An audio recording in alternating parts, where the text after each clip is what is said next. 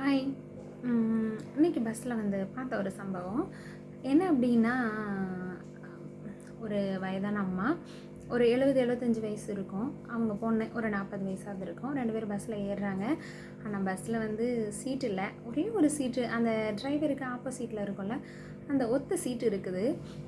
அதில் அந்த வயதான அம்மா அவங்க உட்காராமல் அவங்க பொண்ணை நீ உட்காரு தாயி அப்படின்னு சொல்கிறாங்க. அவங்க பொண்ணு இல்லைம்மா நான் நின்றுட்டு வரேன், இன்னும் 1 மணி நேரம் போகணும், அதனால் நீங்கள் உட்காருங்க அப்படின்னு இவங்க சொல்கிறாங்க. அந்த அம்மா கேட்கவே இல்லை. அவங்க பொண்ணை உட்காருன்னு கட்டாயப்படுத்தி உட்கார வச்சிட்டாங்க.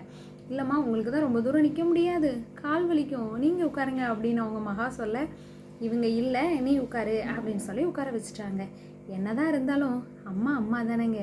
இல்லை நீங்கள் எங்கே வேணாலும் இருங்க, வேலைக்காக வெளியூரில் இருக்கீங்களோ அல்லது உங்களுக்கு திருமணமாகி நீங்கள் வெளியூரில் இருக்கீங்களோ, எங்கே வேணாலும் இருங்க, அந்த தாய்க்கு மகனாகவும் இருங்க மகளாகவும் இருங்க. ஆனால் தினமும் ஒரு கால் பண்ணி அம்மா நல்லா இருக்கியா, சாப்பிட்டியா, என்ன பண்ணுற அப்படின்னு பேசுங்களேன். அந்த அம்மாவுக்கு அதை தவிர என்னங்க வேணும்?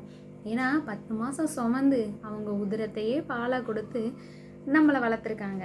அவங்களுக்கு நீங்கள் நல்லா இருக்கீங்களா, சாப்பிட்டீங்களா அப்படின்னு தினமும் ஒரு 10 நிமிஷம் பேசினா போதும். அதை விட அவங்களுக்கு உலகத்தில் காசு பணம் சொத்து எதுவுமே தேவையில்லை. அந்த சந்தோஷம் மட்டும்தான் போதும்.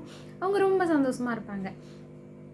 அம்மாவுக்கு கவிதை சொல்லணும்னு இல்லை, ஏன்னா அம்மாவுக்காக கவிதை 1000 பேர் சொல்லியிருக்காங்க. ஆனால் அம்மா அப்படின்னு சொல்கிறதே அழகான கவிதை தான் இல்லைங்களா?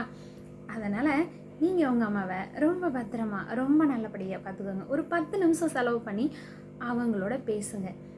நிச்சயமாக உலகத்திலேயே அவங்க ரொம்ப சந்தோஷப்படுவாங்க. ஐயோ நம்ம பொண்ணு நம்ம பையன் நம்மகிட்ட பேசிட்டான் அப்படின்ட்டுன்னு. அப்படி நீங்கள் வெளியூரில் இல்லைன்னா கூட, வீட்டில் இருந்தால் கூட, எந்த ஒரு ஒர்க் ப்ரெஷராக இருந்தாலும் உங்கள் அம்மாக்கிட்ட ஒரு 10 நிமிஷம் மனவிட்டு பேசுங்களேன். உங்களுக்கும் அதை விட சொர்க்கம் இல்லை, அவங்களுக்கும் அதை விட சொர்க்கம் இல்லை. வாழ்க்கையே ரொம்ப சந்தோஷமாக இருக்கும். கண்டிப்பாக உங்கள் அம்மாக்கிட்ட பேசுங்க, யாராக இருந்தாலும் சரி.